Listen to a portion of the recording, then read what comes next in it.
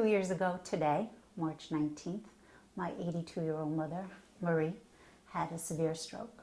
She was hospitalized for 5 days, and when she woke up from her coma, she was paralyzed on the left side. The family was very concerned. We had expected my 90-year-old father to be the one to be disabled first. From the hospital, my mother, Marie, went to a rehabilitation hospital for 2 weeks, where they worked her very, very hard and gave us a diagnosis that she was never going to stand again, not going to walk again, and certainly not going to play tennis, which she had played up to the age of 80. From there, she went to a nursing rehabilitation home for a year and a half. And during that year and a half, she was very depressed, and her main goal was to come home. Christine, I want to come home. I want to come home. Please take me home. So the family and I got together, and we worked with the state, and using the state as the impetus, we headed for home. It took us almost 9 months to get her home, and there were many, many concerns. She was a 2-person assist. Basically, that means there are 2 nurses that are needed to get her out of bed, to get her into bed, to get her to the toilet, to dress her, to do just about anything that you and I take for granted. It was going to be very difficult for Mom to do on her own. The state was very helpful in many ways. They brought in the ramps, and as we were spending down, we did the bathroom over, so it became a handicapped bathroom. But we had a few missing links. One of them was the bed.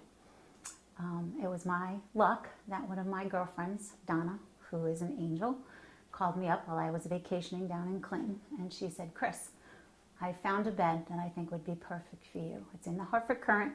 You need to get in touch with these people and see if it's the bed that you need." So my next day home, I contacted the gentleman who wrote the article, and he was very excited for me and gave me Next Health's address, phone number, and the name of a contact, John. And from there, it seemed to get a little bit easier. John was wonderful. He came out to the house immediately, probably the next day, gave an assessment of the house, and told us that we qualified for the miracle bed, the bed that would get my mother from one place to another without the need of 2 nurses. There was no way the family could afford to have 2 nurses available during the time that we needed them to get her in bed, to get her out of bed. So John came out to the house, gave us an assessment of the house, and we actually had the bed before her discharge. She was discharged in October of 2011. The bed was in the garage by August 13th. I remember it very clearly. The bed was delivered, and we all looked at it and were just amazed. This was going to be the vehicle that got Mom in and out of bed. This was going to be the vehicle that made our lives a little bit easier. It's been 6 months since Mom's been home. The bed is still everything that was promised. The access, the easy access in and out, is really what has eliminated the push and the pull on her body. She's 84 now. She has osteoarthritis, but the bed has been the constant. She is in and out very easily. I have several CNAs who come. All of them have been trained, mostly by John, how to get her in and out of the bed. And everyone, including myself and my father, we are very, very comfortable getting her in and out of the bed. I don't know where we would have been without Next Health. I don't know where we would have been if we had to rely on a regulation hospital bed. We definitely needed something that was more state-of-the-art, something that could meet her needs, and the AgileLife bed was our answer. That was great. One thing I want to comment, do you ever use the bed to move her up and down while Oh my God, she slips the down? conveyor? Yeah. Yes, yes, Yeah. yes.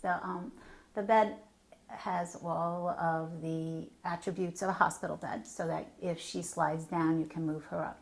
If she wants to watch TV, you can prop her up. If her legs are bothering her, the bottom comes up. If she wants to watch television, the little wings come down on the side so she can watch television. It is mechanically very easy to use, and I think it's met all the needs that we have at this time for her. Her experience in the nursing home, did she ever use a Hoyer lift? Or Yes, she did, and that's a frightening experience.